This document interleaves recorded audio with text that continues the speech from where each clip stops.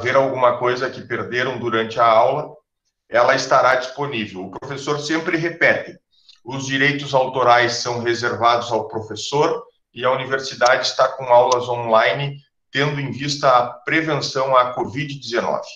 No momento inicial, eu já compartilho com vocês um material que fala sobre os bens jurídicos.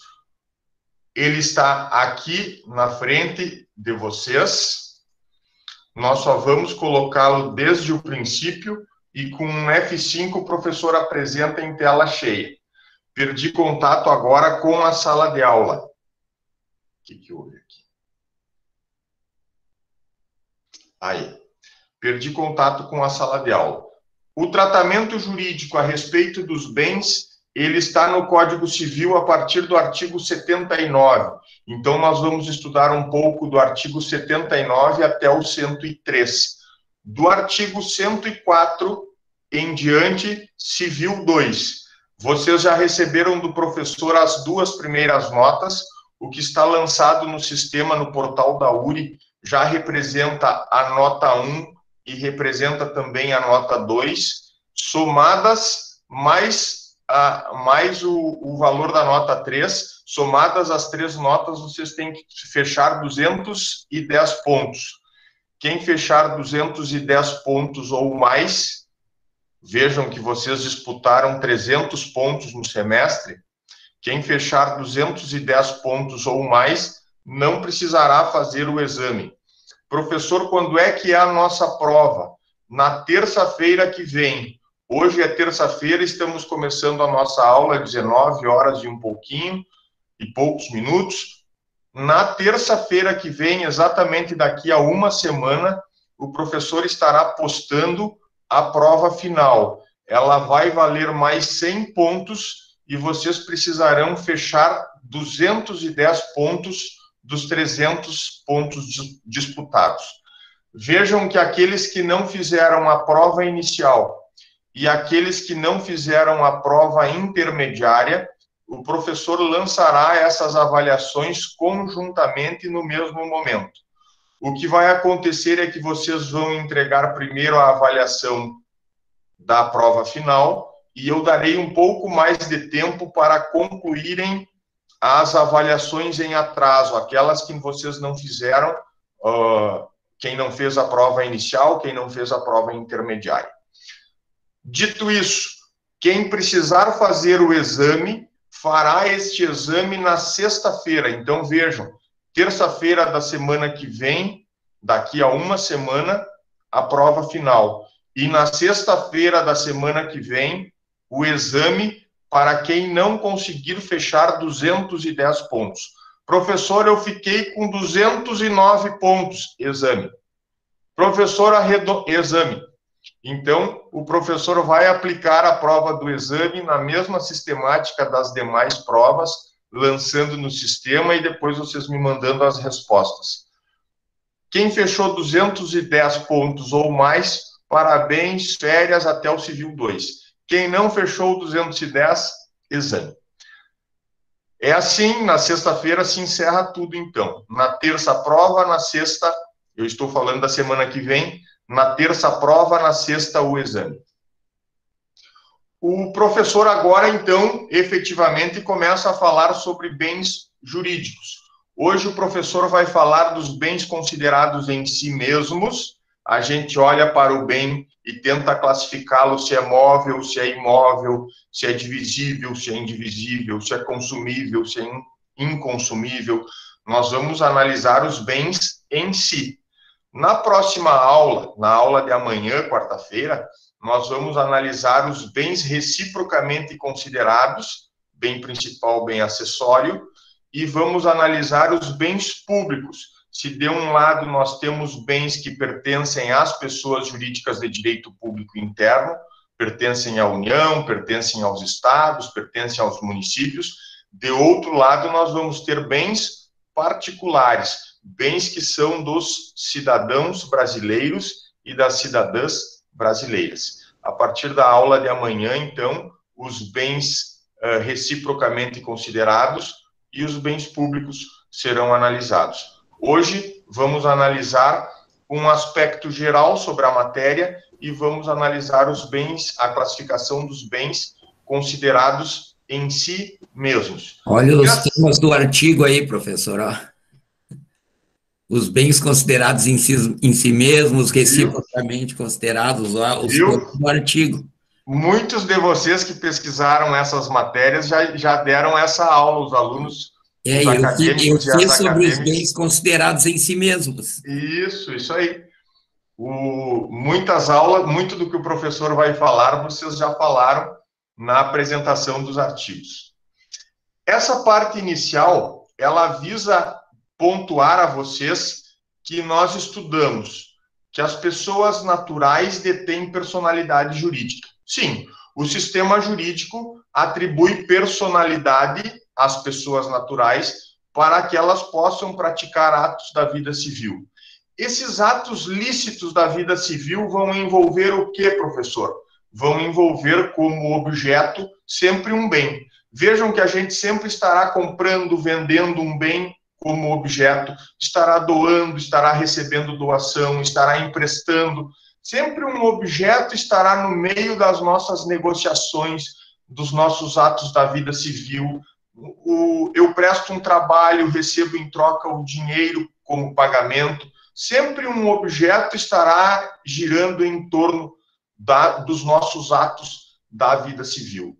Também eu disse a vocês que as pessoas jurídicas formadas corretamente conforme o artigo 45, as pessoas jurídicas de direito privado, elas também vão ter personalidade jurídica, porque o artigo 45, ele é o artigo-chave para reconhecer que pessoas jurídicas de direito privado, regularmente inscritas no órgão competente, que pode ser a junta comercial, quando há empresarialidade, ou pode ser o registro civil das pessoas jurídicas, nos demais casos. Vocês viram que as pessoas jurídicas de direito privado, elas têm personalidade jurídica e, portanto, podem também praticar atos da vida civil.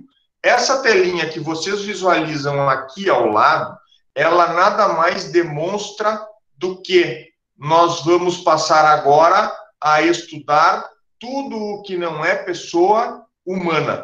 E então o professor fez um círculo que é maior e contém o universo das coisas. Tudo o que no nosso planeta não for pessoa humana, nós vamos jogar para dentro daquele grande círculo ali embaixo, como sendo o universo de coisas.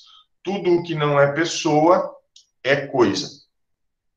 E aí, entre esse universo, já dentro desse grande círculo do universo das coisas, nós vamos conseguir distinguir.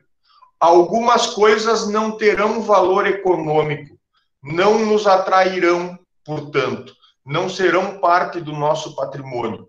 Eu falo, por exemplo, de uma pedrinha brita que eu junto ali na calçada.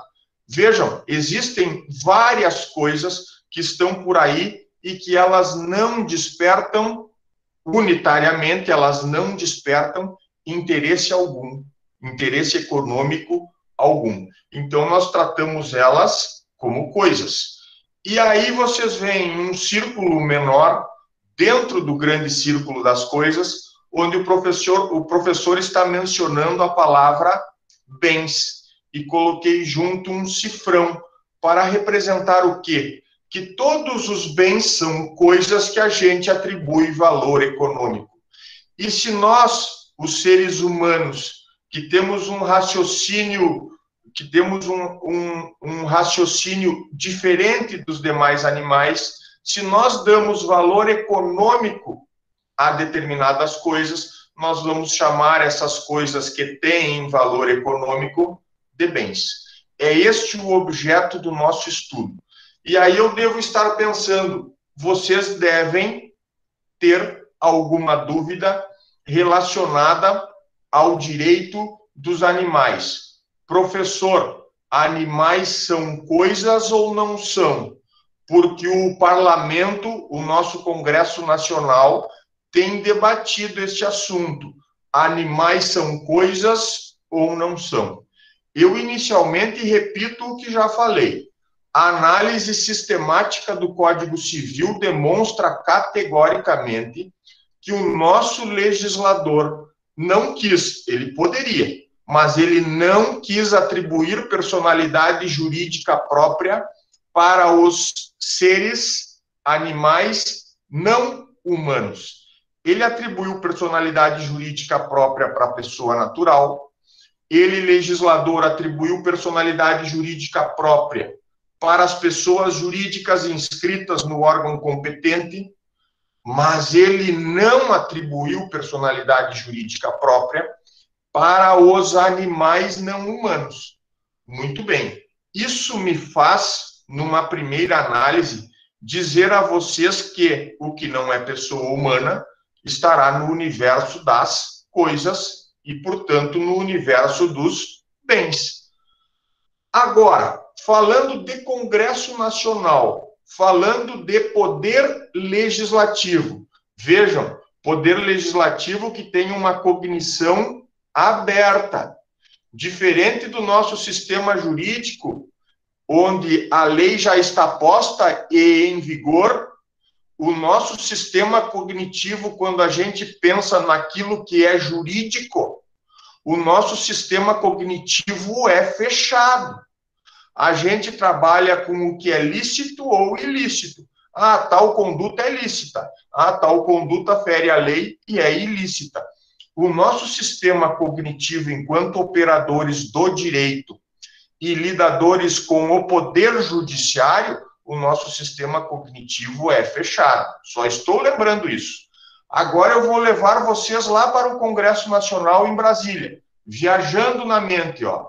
Vamos lá para o Congresso Nacional em Brasília e lá o Poder Legislativo tem cognição aberta, porque eles vão recepcionar todo o calor social que quer transformar algumas situações em lei. E o sistema legislativo nosso trabalha, e agora eu vou pedir permissão para minimizar o material, eu vou minimizar ele. O nosso sistema legislativo, ele trabalha, sim, com vários projetos de lei que tentam alimentar e alterar o sistema jurídico. Se eu estou levando vocês ao poder legislativo, o mais importante do Brasil, que é aquele que está em Brasília, que a gente conhece como Congresso Nacional, composto por duas câmaras, a Câmara dos Deputados, chamada Câmara Baixa, com 513 representantes do povo, eleitos pelo voto, e a Câmara Alta, o chamado Senado Federal, composto por 81 senadores, também eleitos pelo voto majoritário do povo de cada estado. Muito bem, o Poder Legislativo, cognição aberta, debate projetos de lei para alterar o sistema jurídico. Sistema jurídico que já é outro ideal, tem a ideia de ser algo fechado, trabalha o que é lícito e o que é ilícito. Na hora de alterar sistema jurídico, é no Congresso Nacional que nós temos que fazer os nossos debates. E aí eu quero repetir a vocês, nós vamos falar de um projeto de lei ou de mais de um projeto de lei e, portanto, eu quero enfatizar, o que eu começo a falar a partir de agora não é lei tecnicamente no Brasil, não se impõe com força coercitiva, não tem cogência, não está publicada no Diário Oficial da União e não vigora entre os brasileiros no território ficto ou no território real do Brasil. Vejam, então, estamos no parlamento falando de debates políticos. Pois bem, no parlamento, o que é que circula nos corredores, que debate se faz em torno dos animais que nós tanto estamos tentando definir, se eles estão dentro do universo das coisas ou se eles já são um ser que não são seres humanos, mas que são seres oniscientes ou que são sensíveis à dor espiritual. Nós estamos nesse nível de debate e, portanto, no local correto, dentro do Congresso Nacional, onde existem projetos de lei para definir o que vai ser o animalzinho de estimação, o que vai ser o animal não humano. Um primeiro projeto de lei já tramitou na Câmara dos Deputados e foi aprovado. Remetido à outra Câmara, a Câmara Alta, porque a aprovação precisa ocorrer nas duas câmaras, tanto na Câmara Baixa, que é a Câmara dos Deputados, assim como na Câmara Alta, que é o Senado Federal. Então, a Câmara aprova um projeto de lei para dizer que os animais não humanos possuem uma natureza jurídica sui generis e que, portanto, eles são sujeitos com direitos despersonificados. Eles são sujeitos sem personalidade jurídica. Muito bem, professor. A Câmara dos Deputados aprovou e mandou o expediente do processo legislativo para o Senado Federal. O que o Senado Federal fez, professor? O Senado Federal debateu o projeto de lei, eu acho que eu não vou conseguir marcar o texto aqui, não vou conseguir, debateu o projeto de lei e acrescentou ao artigo 3º, ao modelo de artigo 3º, porque isso ainda não é lei e continua não sendo lei, nós estamos falando sobre algo que está em debate no parlamento e que não é lei. E então o Senado Federal inclui um parágrafo único no artigo 3º. O Senado Federal diz assim: os animais, eles sentem dor. Os animais são seres oniscientes, sui generis, eles precisam ter proteção. Mas, parágrafo único, nem todos os animais são oniscientes, sentem dor e precisam de proteção. Foi isso que o Senado fez. Analise. O caput do artigo 3º de uma legislação futura que se pretende aprovar diz assim: os animais não humanos possuem natureza jurídica sui generis, fora do seu gênero, uma natureza diversa do gênero coisa, é isso que eles estão querendo dizer, está fora do grande círculo coisa, é isso que o projeto está querendo dizer. E animais que são sujeitos com direitos despersonificados. Vejam que eles não avançaram no Código Civil para dizer assim, os animais também detêm personalidade jurídica própria. Não, o parlamento não avançou nesse ponto. Está a dizer que os animais são sujeitos de direitos despersonificados. Quem continuará tendo personalidade jurídica? A pessoa natural e a pessoa jurídica regularmente inscrita no órgão competente. Ponto e acabou. O projeto de lei não está a mexer nisso que tanto o professor frisou na sala de aula. Mas o projeto de lei, ele traz alguns melhoramentos aos animais, sim.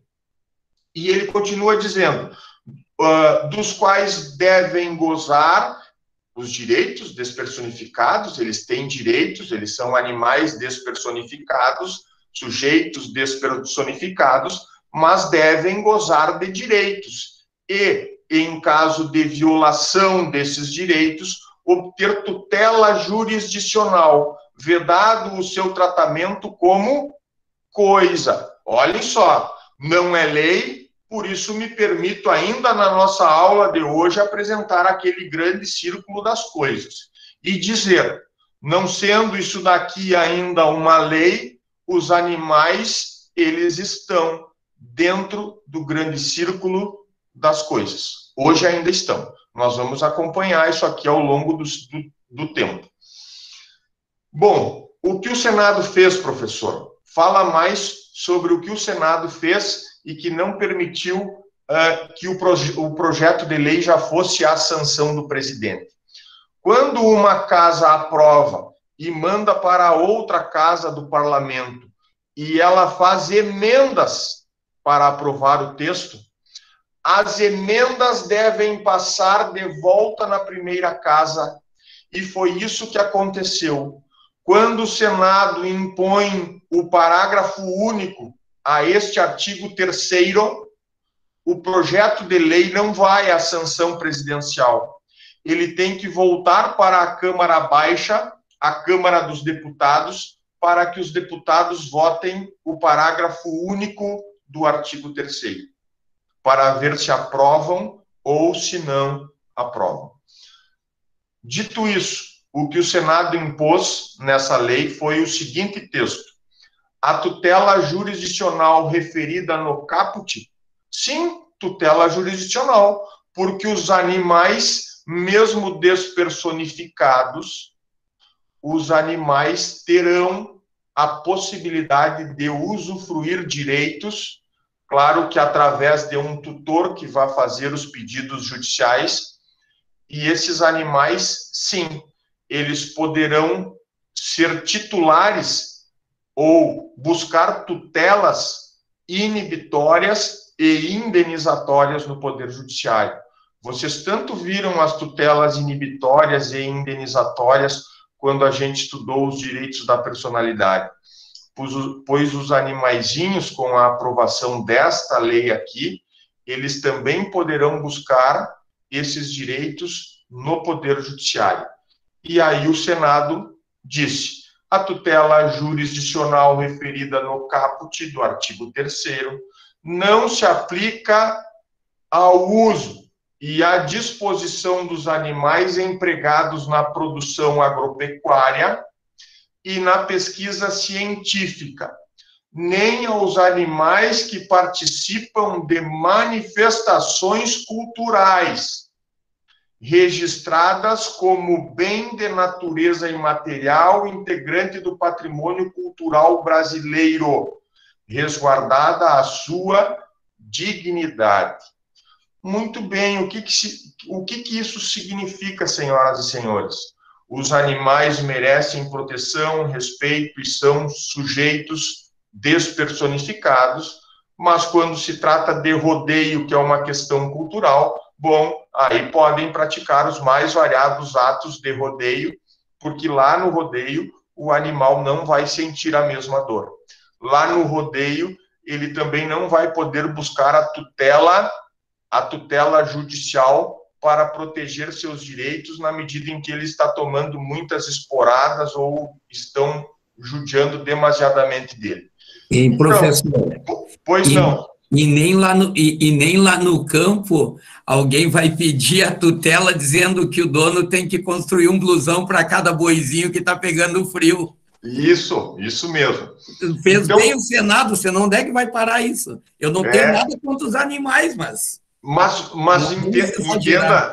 entenda, Flamarion, o meu tom de crítica é o seguinte: os animais têm a importância no caput, mas eles não têm tanta importância assim quando se tratar da cultura do rodeio, quando for para fins de pesquisa, então ele é uma cobaia e recebe um certo medicamento que vai matá-lo ou vai fazê-lo sofrer. Vejam que o parlamento, ao mesmo tempo que ele deu um passo à frente, ele deu outro atrás. Ou ele deu 2 passos à frente e deu um atrás. Ele não tratou de forma uniforme, de forma igual a todos os animais. Ele deu um tratamento no caput e depois ele recuou um pouquinho para dizer para fins de pesquisa pode, para rodeio que é cultural pode. Então ele deu um passo atrás. O que o professor enfatiza aqui mais uma vez? Isso que nós estamos lendo, isso que nós estamos debatendo faz parte de um projeto de lei ordinária. É um projeto de lei que ainda está em análise na Câmara dos Deputados. Passou pela Câmara dos Deputados, passou pelo Senado Federal com a emenda do parágrafo único, aqui embaixo, e agora volta para a Câmara dos Deputados. Eu penso que tão rapidamente eles não devam analisar essa situação. Mas assim que ela for publicada, vocês saberão, porque a imprensa acaba por comentar essas situações quando viram legislação nova. Por enquanto, aqui, o nosso debate é puramente de um projeto de lei. esse artigo 3º que vocês leem aqui ao lado, assim como o parágrafo único dele, ele ainda não é um texto legal, ele ainda não vigora e ele ainda não nos obriga ao cumprimento. O professor vai passar aqui pelo chat, não temos nada. Não temos nada de pergunta, não? Não temos. Então, vamos voltar ao material, gurizada. O professor volta aqui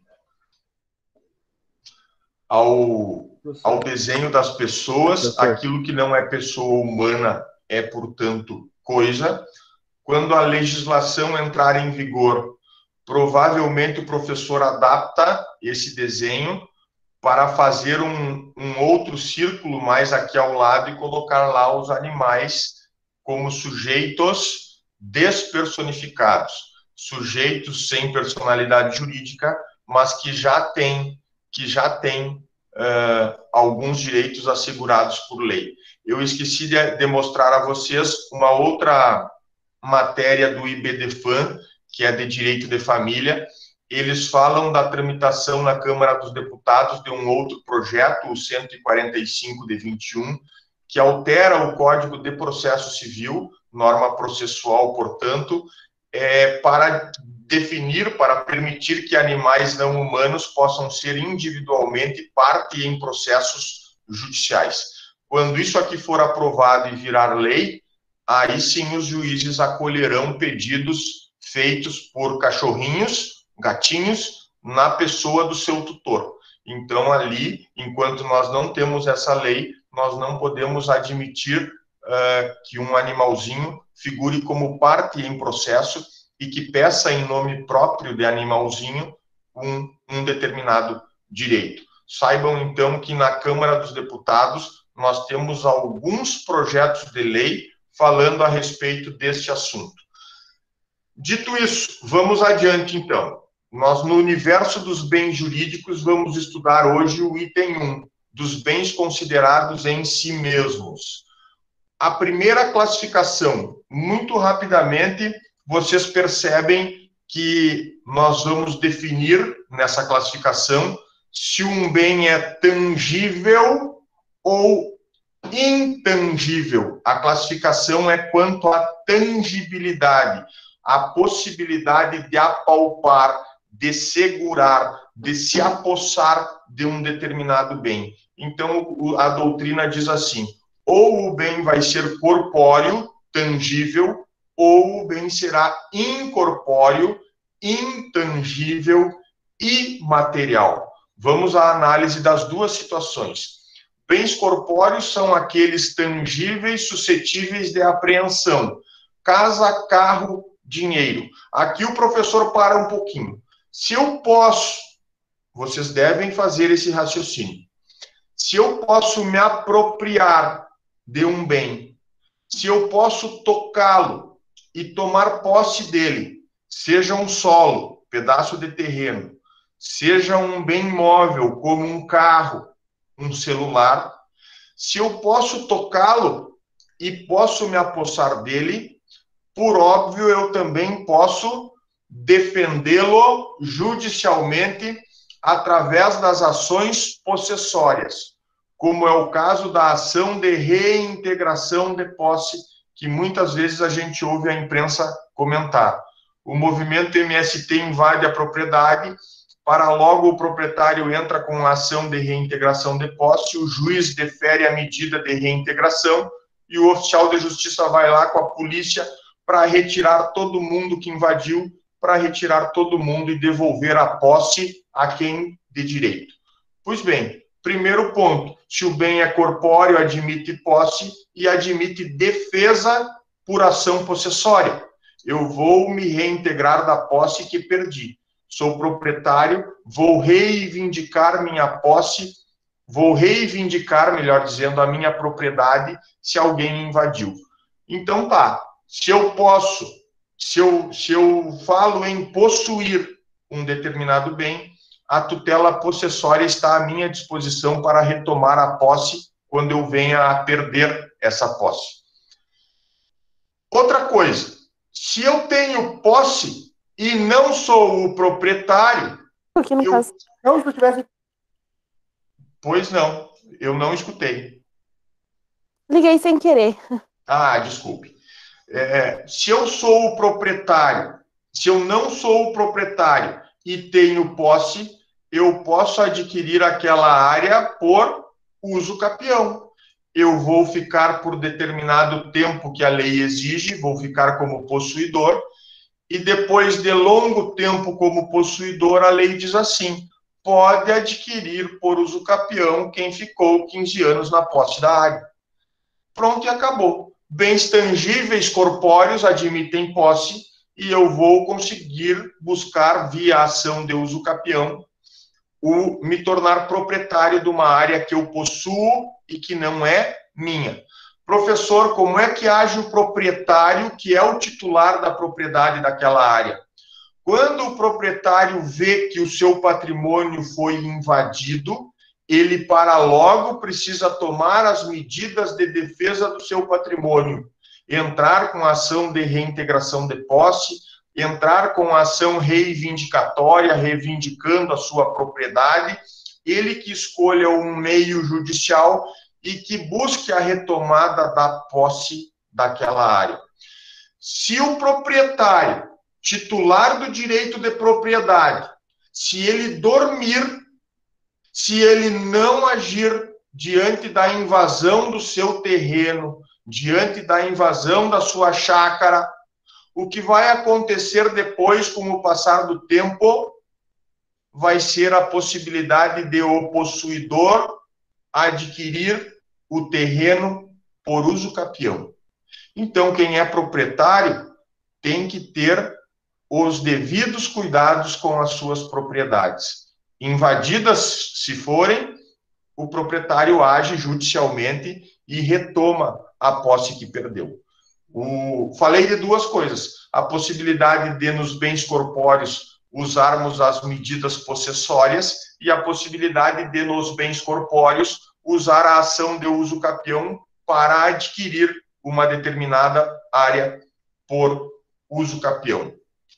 Que mais que eu digo a vocês? Se nós estamos diante de bens corpóreos e nós queremos aliená-lo, o contrato é o de compra e venda. Contrato de compra e venda no qual uma das partes, a vendedora, entrega o bem e recebe o dinheiro, e a outra parte, a compradora, recebe o bem e paga com dinheiro. Vejam que os bens corpóreos, eles se alienam, eles podem ser alienados se estiverem no comércio, eles podem ser alienados por contrato de compra e venda. Parei por aqui, vou para o item 1.1.2. Bens incorpóreos ou intangíveis. São aqueles que não admitem contato físico ou apreensão. O direito autoral está no centro das exemplificações. Direito de autor, a propriedade intelectual, as marcas, as patentes, os direitos da personalidade, como a imagem de alguém que está sendo cedida por contrato.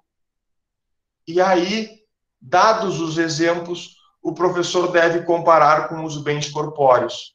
Se os bens corpóreos admitem posse, são defendidos por ações possessórias e dão direito de uso capião, e também são negociadas por contrato de compra e venda, aqui nos bens incorpóreos não funciona da mesma maneira. Se nós tivermos direitos autorais, direitos da personalidade como a imagem, se nós tivermos direitos incorpóreos violados, só nos restará a tutela inibitória ou a tutela indenizatória. Vejam aqui, nós nunca vamos entrar no Poder Judiciário pedindo reintegração de posse de um direito autoral que alguém copiou do que eu escrevi e não referiu à fonte. Não há isso. Isso seria uma estupidez. Então, o que a gente entra no Poder Judiciário? Com uma ação pedindo a tutela inibitória, para inibir que o dano continue a ocorrer, e uma outra ação que pode ser ajuizada em conjunto para pedir a indenização pelo uso não autorizado de um direito autoral ou de uma imagem de alguém. Então, nos bens incorpóreos, não falamos em uso capião, não falamos em ação possessória.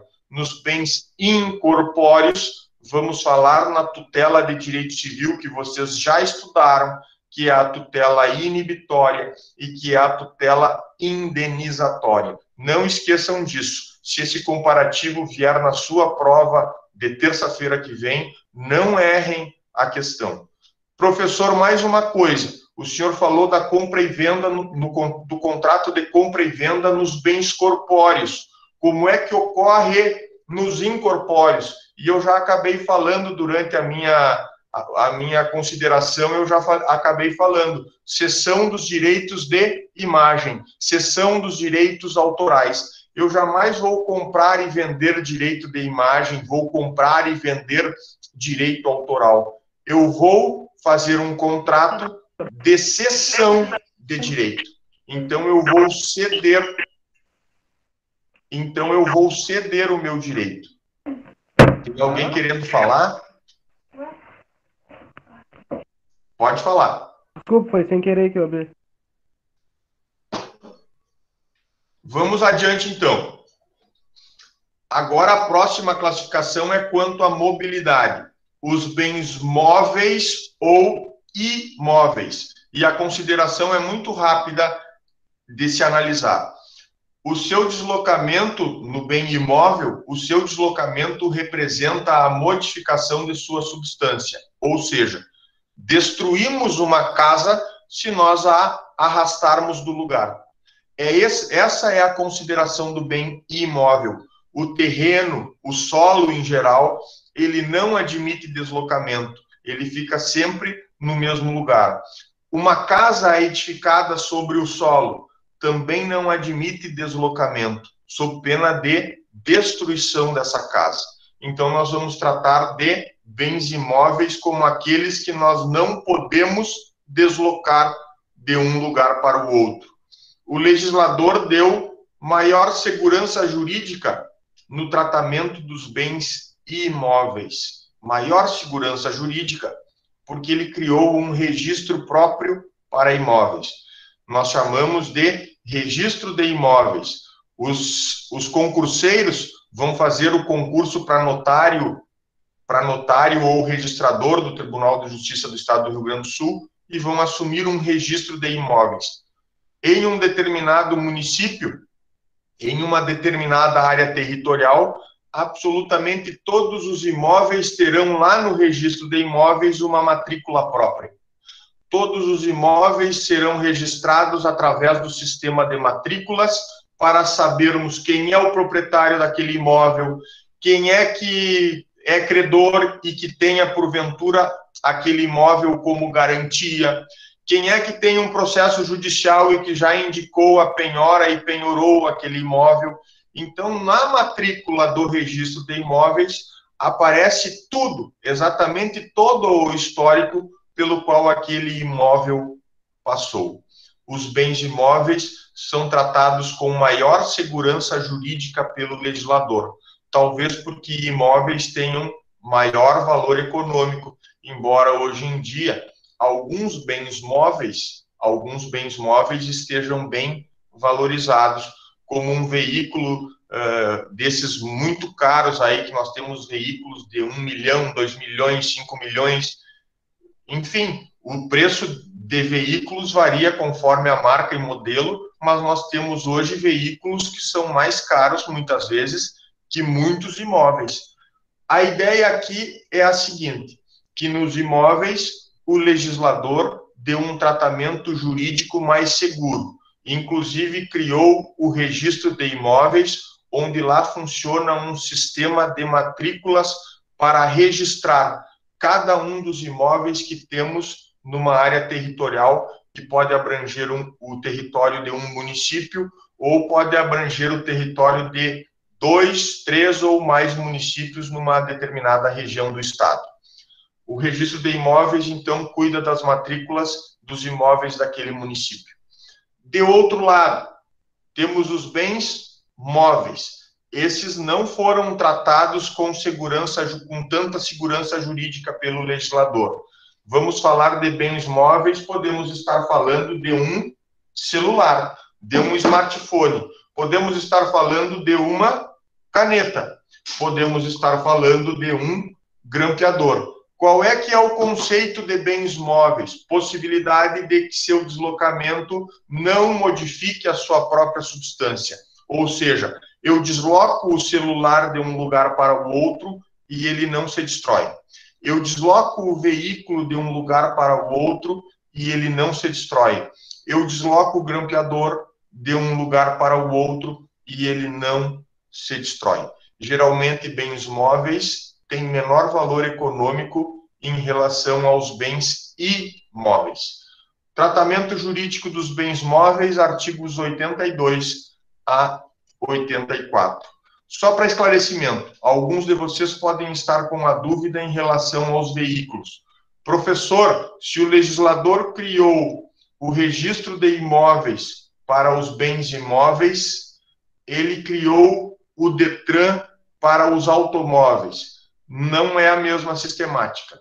Aqui eu paro para falar uma diferença muito grande que existe na troca de propriedade imóvel em relação à troca de propriedade de bem móvel. Vamos lá.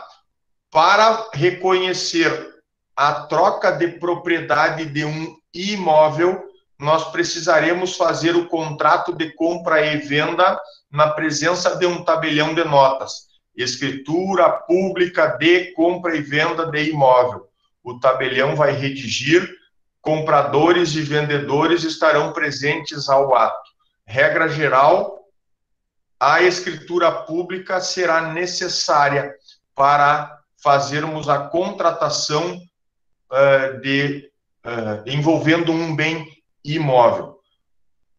Só que o detalhe é o seguinte, a escritura pública por si não torna o comprador proprietário.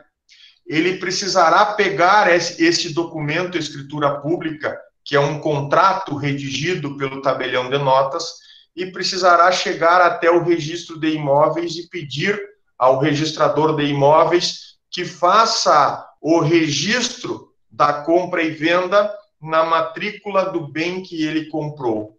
Neste momento, quando o oficial de registro faz lá no sistema de matrícula, faz o registro de que uma compra e venda foi registrada e que tem como comprador o Tiago Marchionati Ugeri, somente neste momento eu conseguirei dizer que sou o proprietário do bem imóvel.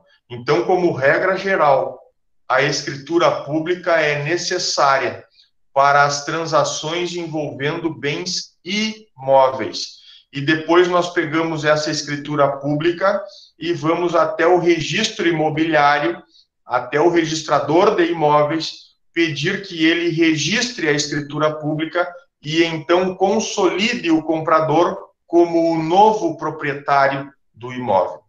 Aqui, narrei rapidamente como se dá a transmissão da propriedade de bem imóvel. Agora eu vou falar um pouquinho dos bens móveis e vocês verão que eles não tiveram tanta proteção assim.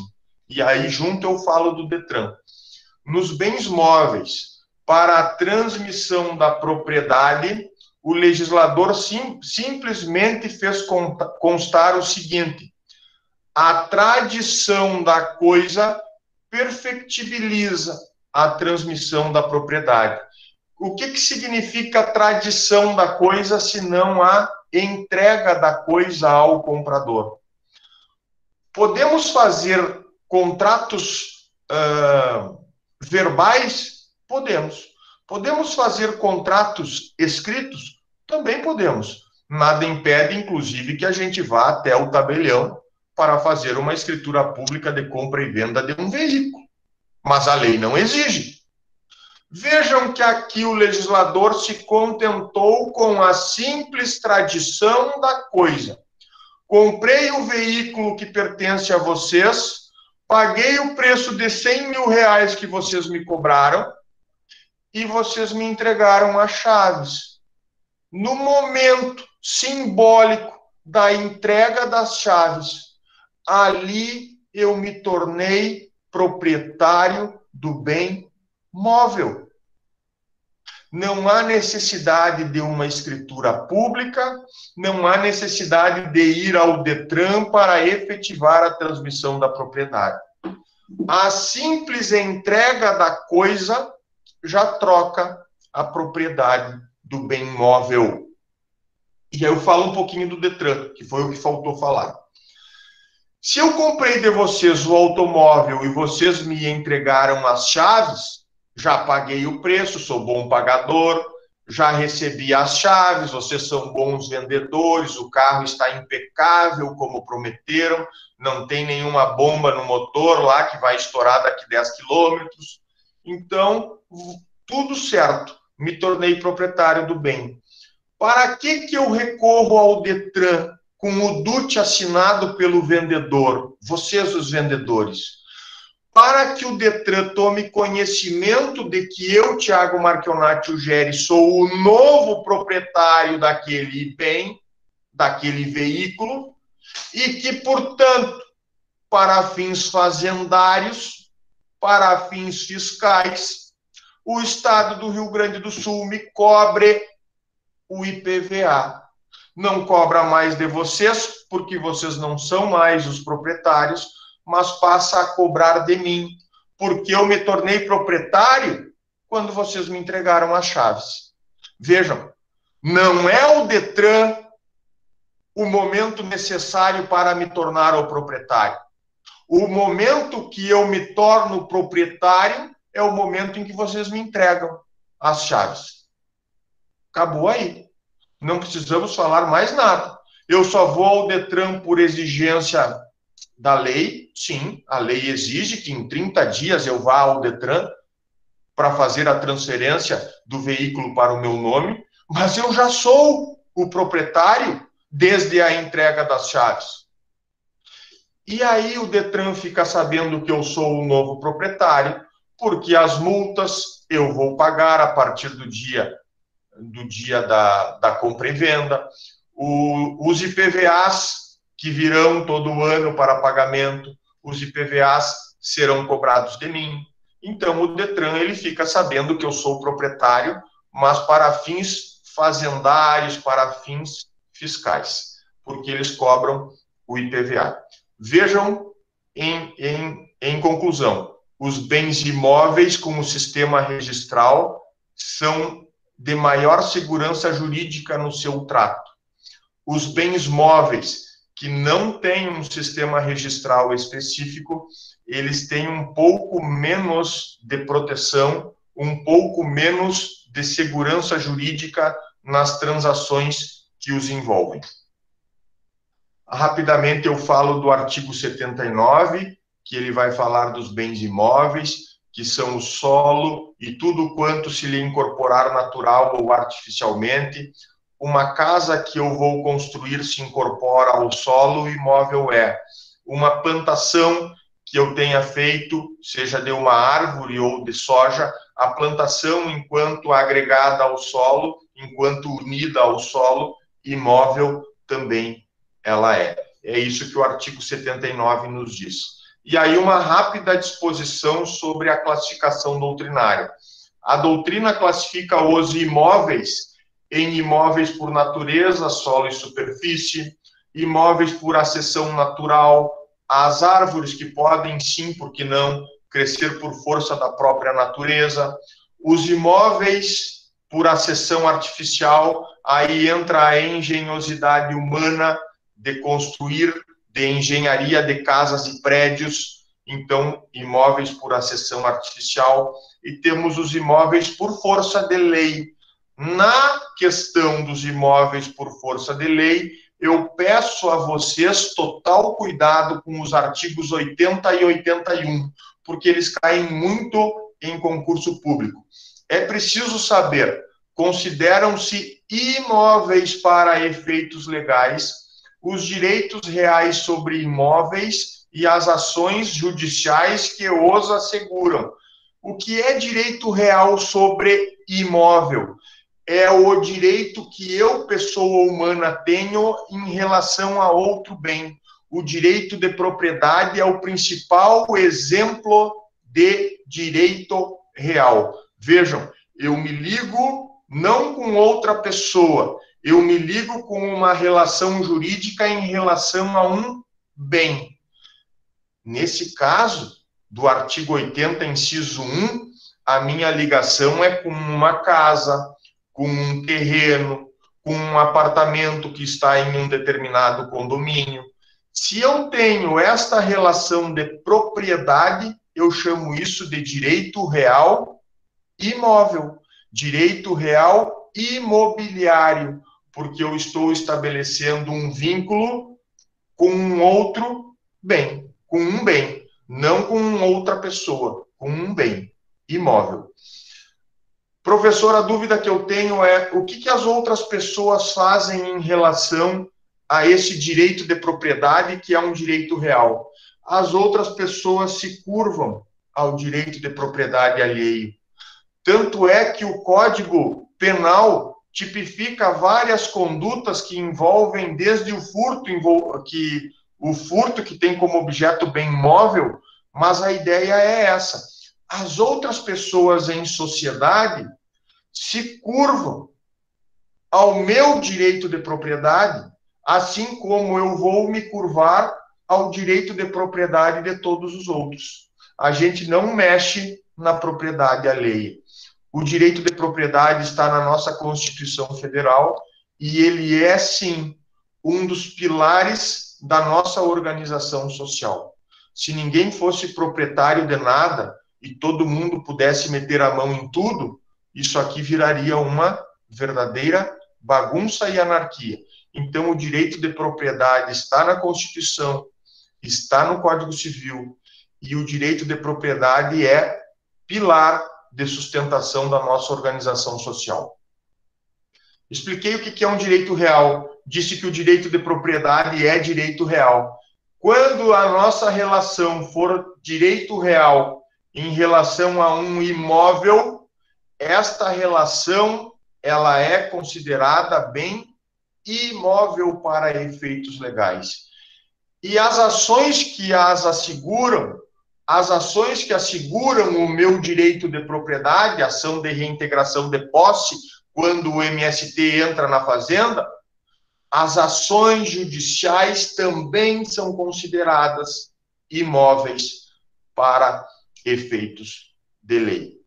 Por óbvio que a casa que eu tenho é direito real imóvel. Por óbvio que a fazenda é direito real imóvel. Eu estou falando do direito em si, aquele direito documental. E o artigo 80 está a considerar tanto o direito real como imóvel, assim como as ações judiciais também são consideradas imóveis para efeitos de lei. Como é que isso cai no concurso? Vai dizer assim, consideram-se imóveis para efeitos legais, 2 pontos, e vai colocar 4 ou 5 afirmativas dizendo o que considera-se imóvel. Então, vocês vão marcar como correta os direitos reais sobre imóveis e as ações que os asseguram. Exatamente vão cobrar de vocês o texto da lei. Nada mais do que isso, em provas objetivas. Preciso falar agora do inciso 2, o direito à sucessão aberta. Morte da pessoa natural, quando ocorre de forma real? Quando o médico tem o corpo presente e reconhece ou declara a morte encefálica. Temos ali morte da pessoa natural, temos ali a abertura da sucessão. Desde que morta está a pessoa humana, ela deixará vagos todos os seus bens. Vagos foi uma expressão que eu estou usando aqui, no sentido de que não são mais do defunto. Aqueles bens agora formam um espólio são os bens do falecido ou da falecida, e eles estarão sendo, em um curto período de tempo, estarão sendo partilhados entre os herdeiros, estarão sendo divididos entre os herdeiros. Então, se no seu concurso, na sua prova, na sua questão, cair, consideram-se bens móveis para efeitos legais o direito à sucessão aberta, vejam, eu falei bens móveis. Não, a sucessão aberta não é bem móvel, ela é, nos termos do artigo 80, bem imóvel. Imóvel, não esqueçam disso. O trocadilho do concurso e da prova vai estar sempre naquele imóvel ou móvel. Cuidem bem desse aspecto. O direito à sucessão aberta, morreu a pessoa, abriu a sucessão. Até que se efetive o procedimento de inventário com a partilha desse patrimônio a cada um dos herdeiros, este bem é considerado bem imóvel por força de lei. É um todo que é considerado pelo artigo 80 bem imóvel. Professor, mas a herança tem 10 caminhões, 10 ônibus e 10 veículos. Ele não tinha aí imóveis. 10 caminhões, 10 ônibus, 10 veículos. Não importa. Artigo 80 na veia, inciso 2. O direito à sucessão aberta de 10 caminhões, 10 ônibus e 10 carros, o direito à sucessão aberta considera-se imóvel para efeitos legais. Ok? Ok. Artigo 81, importante também. Não perdem o caráter de imóveis as edificações que, separadas do solo, mas conservando a sua unidade, forem removidas para outro lugar, para outro local. Uma casinha pequena que eu consiga, através de equipamentos e sala, erguê-la, mantendo a sua forma e colocá-la atrás de um caminhão, e esse caminhão faz o transporte da casa, possível que isso ocorra. Então, a casa era imóvel no terreno de origem e ela vai continuar sendo imóvel no novo terreno onde ela for alocada, onde ela for colocada. Ok? 81, inciso 1, edificações transportadas, pequenas edificações transportadas atrás de caminhões, geralmente são edificações de madeira, elas não vão perder essa característica por esse deslocamento. Inciso 2. Os materiais provisoriamente separados de um prédio para nele se reempregarem. Vou reformar a minha casa, tiro todas as aberturas para colocá-las de volta no mesmo lugar durante a reforma. Então, elas não perderam. Ficaram aqui no lado, no terreno, escoradas, elas não perderam a característica de bem imóvel. Por quê? Porque a minha ideia humana é de reempregá-las na própria obra, reempregá-las no próprio imóvel de onde eu as retirei. Vejam que essa é a ideia, porque quando nós formos ver os bens móveis, lá estará a ideia invertida. Retirei as aberturas do prédio, não mais com a intenção de usá-las. Se a minha intenção for não mais usá-las no prédio, elas vão readquirir a condição de bens móveis, inclusive admitindo negociação. Artigo 82 fala dos bens móveis. São móveis os bens suscetíveis de movimento próprio ou de remoção por força alheia, sem alteração da substância ou da destinação econômico-social. Classificação doutrinária. Móveis, por natureza, são os semoventes, o gado em geral, os cavalos. Vejam que eles são móveis, se deslocam de um lugar para o outro, sem perder a sua substância. Também temos a classificação doutrinária móveis por antecipação.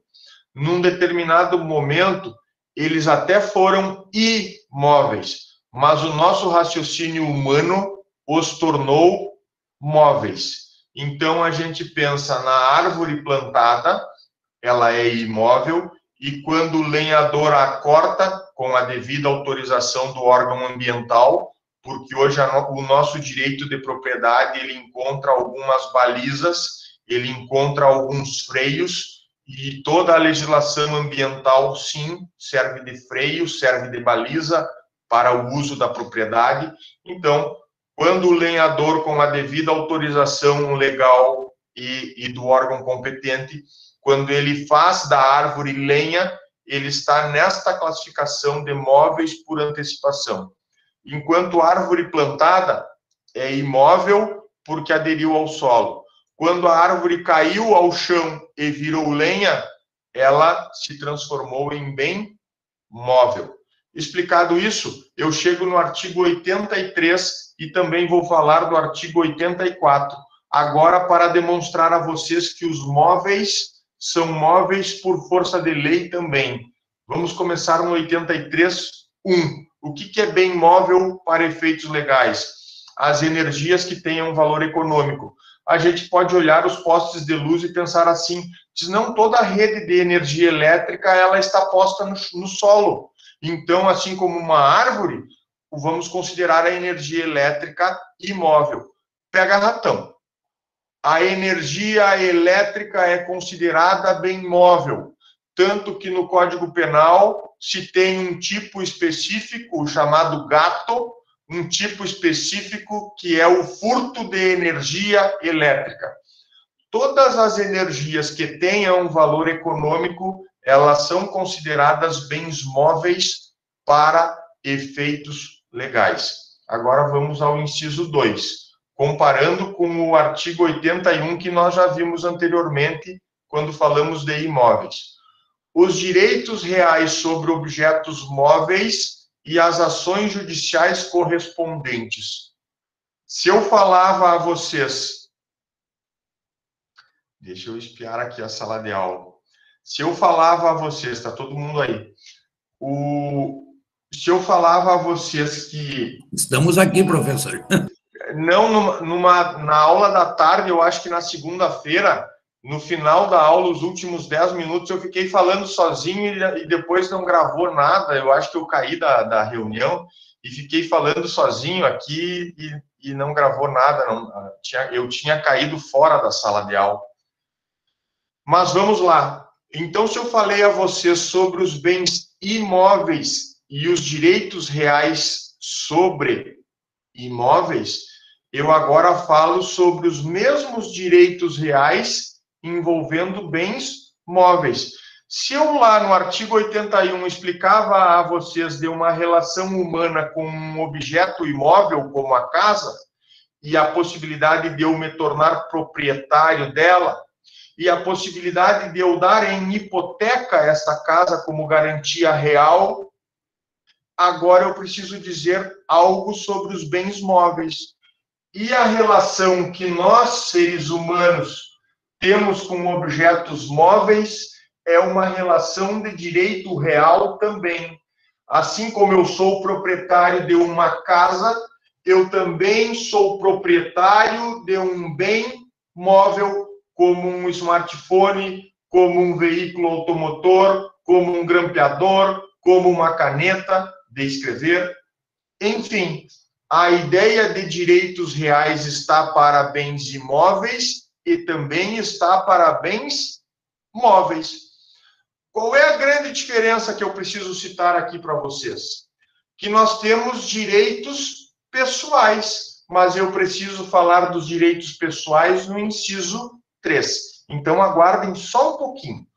Direitos reais sobre objetos móveis, o meu direito de propriedade, o dar em garantia uma loja, uma joia, melhor pronunciando, dar em garantia uma joia no penhor da Caixa Econômica Federal. Vejam que são situações que envolvem direitos reais sobre objetos móveis, por força do artigo 83, portanto, esses direitos reais sobre móveis são também considerados bens móveis.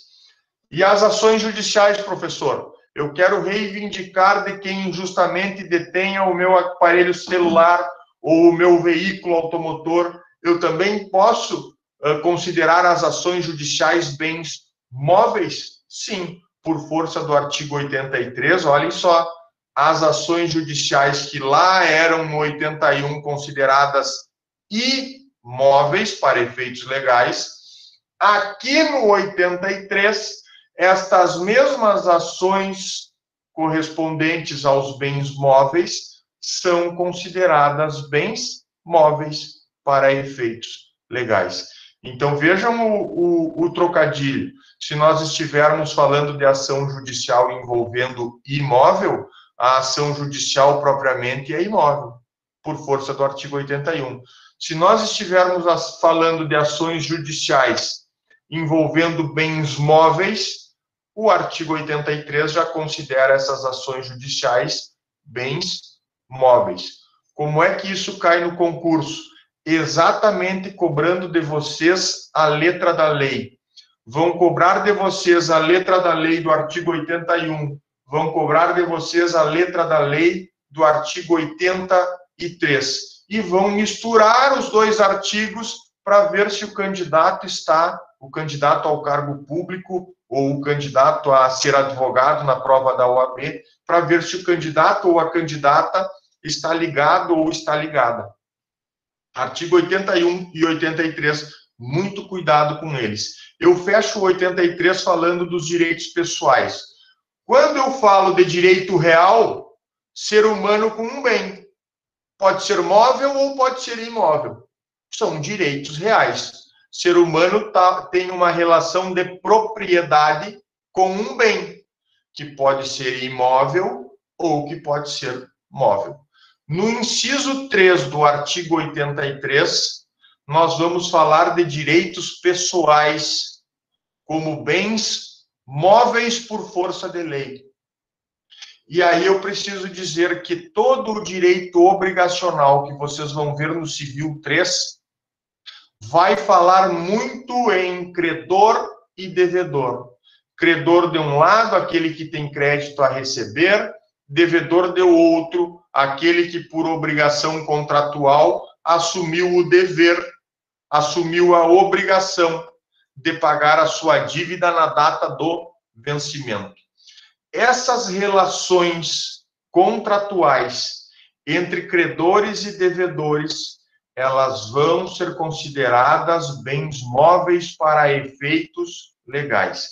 Então, letra da lei, consideram-se móveis para efeitos legais os direitos pessoais de caráter patrimonial e as respectivas ações judiciais. Não esqueçam, então, que quando um credor cobra um contrato de compra e venda de um veículo, pelo qual ele recebeu a metade do preço do veículo e a outra metade não foi paga, se esse credor do valor da metade do veículo for ao Poder Judiciário com uma ação judicial, esta ação judicial é considerada para efeitos legais bem móvel.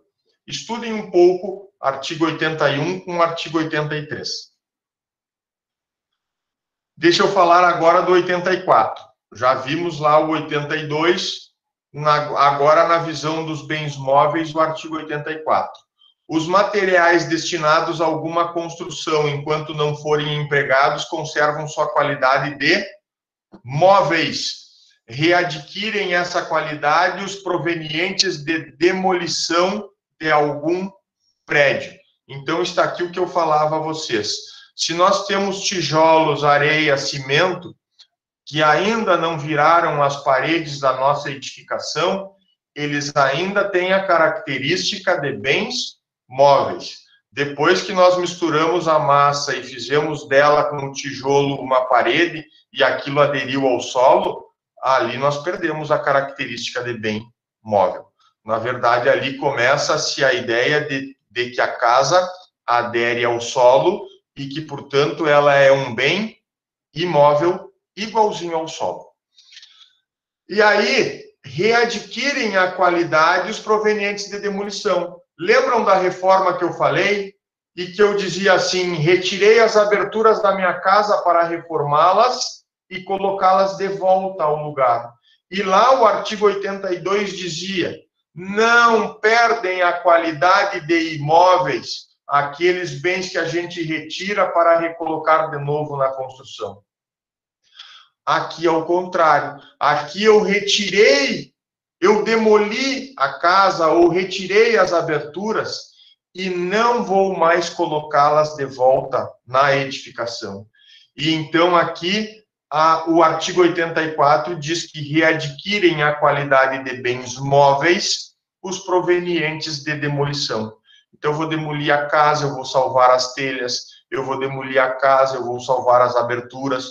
Tudo isso volta a ser bem móvel e volta a ter o seu valor econômico de mercado unitário. Posso vender as aberturas, posso vender as telhas individualmente, porque elas readquiriram a qualidade de bens móveis. Dito isso, eu preciso falar de forma muito importante sobre navios e aeronaves. Não esqueçam o que eu vou dizer.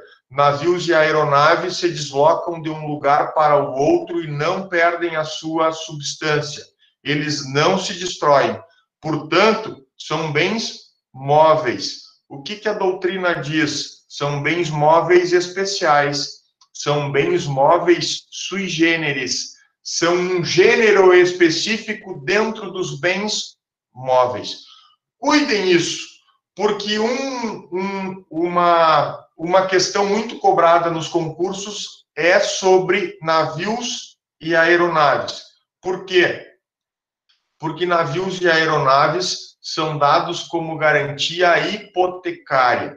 Cuidado aqui.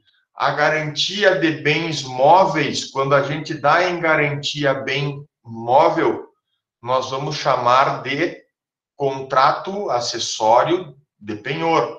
Então, eu quero ir lá na Caixa Econômica Federal, obter 10 mil emprestados, e eu levo joias que equivalem a 15 mil reais. Eu chego lá com o ouro, apresento para o credor e digo, a garantia são as joias. As joias valem 15 e eu quero um empréstimo. O credor analisa os bens e diz assim, realmente, valem 15, mas eu te empresto 10. Eu preciso compensar eventual necessidade de atualizar o valor da dívida e eu preciso compensar como credor eventual desvalorização dos bens dados em garantia. Então, eu entrego ao credor as joias. E isso é uma garantia de penhor. Quando eu dou bem móvel em garantia, o nome dessa garantia é penhor. O concurso quer pegar vocês nesta ideia, para que vocês respondam, navios e aeronaves são dados como garantia de penhor. Não. Artigo 1473. Navios e aeronaves são dados como garantia de hipoteca. Um fundamento específico está por detrás disso. No penhor, o devedor entrega os móveis dados em garantia e esses bens móveis ficam na posse do credor. A Caixa guarda as joias até que o empréstimo seja pago. Imaginem se isso fosse levado a efeito em navios e aeronaves. Que o dono do navio ou que o dono do avião tivesse que entregar ao credor o navio ou a aeronave dados em garantia. Não funcionaria, porque a operação comercial vai fazer com que aquele proprietário do navio ou proprietário da aeronave não consiga utilizar esses bens comercialmente. E então o código deu este arranjo. Navios e aeronaves são dados como garantia hipotecária. Por quê? Porque na hipoteca nós não damos o bem, não deixamos o bem dado em garantia na posse do credor.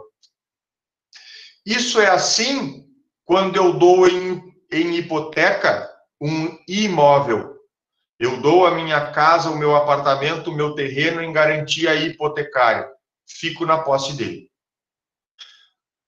Navios e aeronaves entram na mesma situação. Eu dou em hipoteca o navio, eu dou em hipoteca a aeronave, mas elas continuarão na posse do devedor. Vejam, o penhor de joias, as joias ficam lá com o credor na Caixa Econômica Federal. A hipoteca de imóveis ou de navios e aeronaves fica na posse, o bem dado em garantia fica na posse do devedor. Não fica lá com a Caixa, fica em posse do devedor. Essa é a grande pecha para cobrarem vocês em concursos. E aí, outra observação, nós temos legislações próprias para navios e aeronaves, eles têm um sistema de matrícula muito similar ao registro de imóveis. Então, tem um sistema de matrícula. Olhem a questão que a FGV cobrou e vocês entenderão o que o professor estava falando. A questão era de número 56. Os seguintes bens podem ser oferecidos como garantia na modalidade de penhor. Penhor. Então, o bem é dado e fica com o credor. Quais das 4 hipóteses são dadas em garantia de penhor? 1, joias e relógios? Ok. 2, imóveis? Não, professor. Imóveis, garantia de hipoteca. 3, aeronaves? Não, professor. Aeronaves, garantia de hipoteca. 4, navios? Não, professor. Navios são dados como garantia hipotecária também. Então, só a afirmação 1 está correta em relação ao enunciado. A resposta dada como correta foi a letra C. C de Canadá, somente a afirmação 1 está correta. Vejam que isso cai no concurso.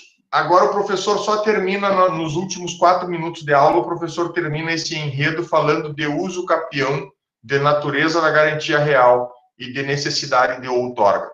Vejam que essa discussão entre móveis e imóveis, ela é tão importante que ela vai resultar em algumas considerações. A primeira fala sobre uso capião.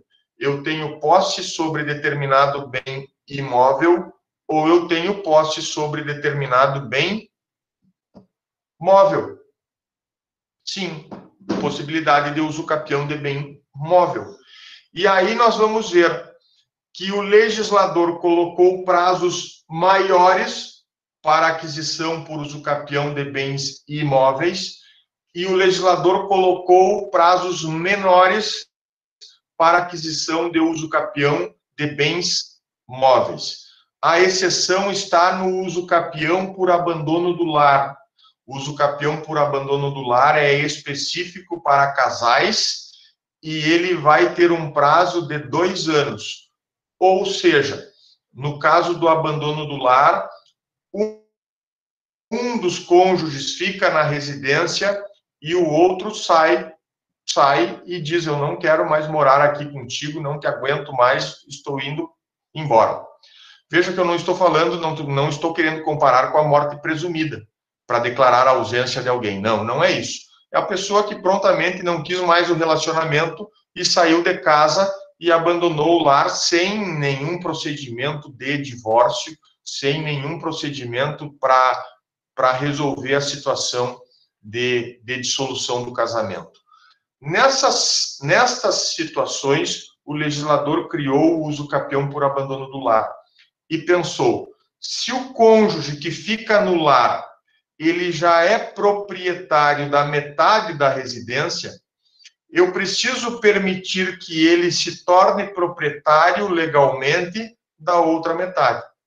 E ele deu o prazo de 2 anos para que o cônjuge que fica na residência, para que ele adquira por uso capião e se torne proprietário da outra metade. Então, a regra geral, bens móveis, prazos de 3 ou 5 anos. Bens imóveis, prazos de 5, 10 ou 15 anos.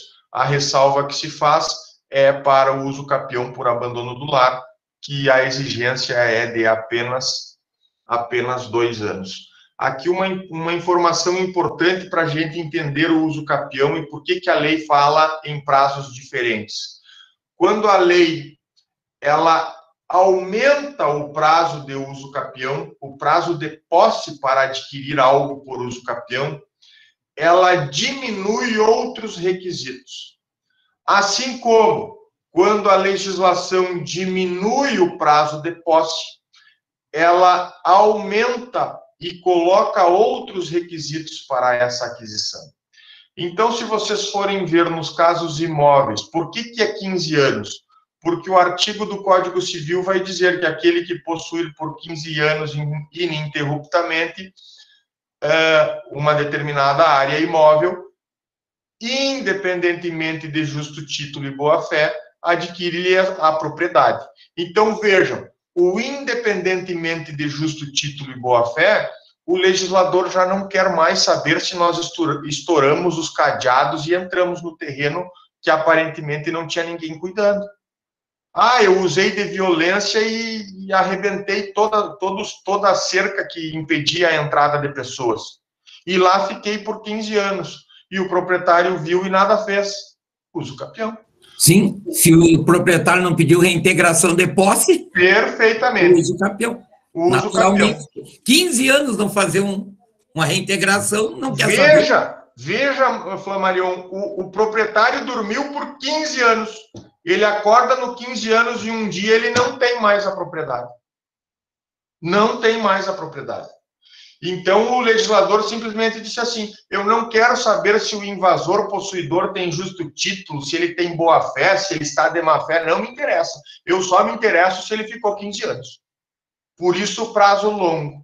Então, ele pode estar de má-fé, ele pode não ter justo título, ele só tem 15 anos de posse, só. Tem todo o tempo de posse, 15 anos, e ele já vai ser declarado proprietário por uso capião. Agora, quando a gente chega naquele prazo menor de 5 anos para aquisição de bem imóvel, nós vamos falar do uso capião constitucional, que também está no Código Civil, mas lá vai se colocar o limite de que o terreno, o imóvel, não pode ser superior a 250 metros quadrados, que o adquirente por uso capião não pode ter outro imóvel em seu nome. Então, a lei vai pontuando outros requisitos. No de 15 anos, bastante prazo de posse, mas não quer saber de mais nada. No de 5 anos, menor prazo de posse, mas a lei quer vários outros requisitos também atendidos, como o imóvel não ser grande, não ser superior a 250 metros quadrados, e assim como o adquirente por uso capião não ter outro imóvel registrado em seu nome. Vou para o item 2, para nós irmos terminando a nossa aula. Natureza da garantia real. Já falei um pouquinho. O penhor é a garantia real quando a gente dá em garantia um bem móvel. E a hipoteca é o nome da garantia quando a gente dá um bem imóvel em garantia. Cuidado aqui, navios e aeronaves são dados em garantia hipotecária, embora sejam móveis especiais, bens móveis especiais. O penhor, quando a gente dá o bem móvel em garantia, a gente deixa o bem móvel na posse do credor. A hipoteca, a gente dá o bem em garantia, registra na matrícula que ele está dado em garantia, e nós, devedores, se colocando na condição de devedor, nós, como devedores, ficamos na posse do bem imóvel, ou do navio, ou da aeronave. Item 3, necessidade de outorga. Para comprar bens imóveis, a gente não precisa chamar o cônjuge ou a cônjuge. Comprar é aumentar o patrimônio do casal. Então, para isso, não precisa da dupla assinatura. Agora, quando nós temos um patrimônio em conjunto, o cônjuge virago e o cônjuge varão e a cônjuge virago, cônjuge varão e a cônjuge virago têm patrimônio em comum, para se vender esse patrimônio, ou seja, diminuir esse patrimônio, aí os dois assinam juntos. Se o imóvel está no nome do cônjuge varão, ele vai convidar zelosamente a esposa e dizer, olha, vamos lá no tabelionato e me dá a sua outorga uxória.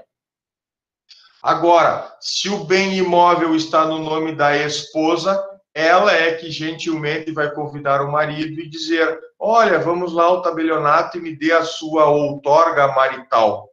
é isso. Para vender bens imóveis, nós precisaremos da assinatura dos dois, do casal. E aqui eu falei de um casal hétero, mas pode ser um casal homoafetivo, não há problema nenhum. A ideia é de que o comprador, quando vai comprar bem imóvel, veja que quem está vendendo, se casado for, que o casal, os dois assinem, que os dois assinem a escritura pública vendendo, para assim evitar uma ação anulatória e a possibilidade de anulação do contrato. Tá bem? Para bens móveis, essa outorga não é necessária. Só vamos chamar os dois cônjuges para assinatura da escritura pública quando a venda for de bem imóvel. Bens móveis não precisa.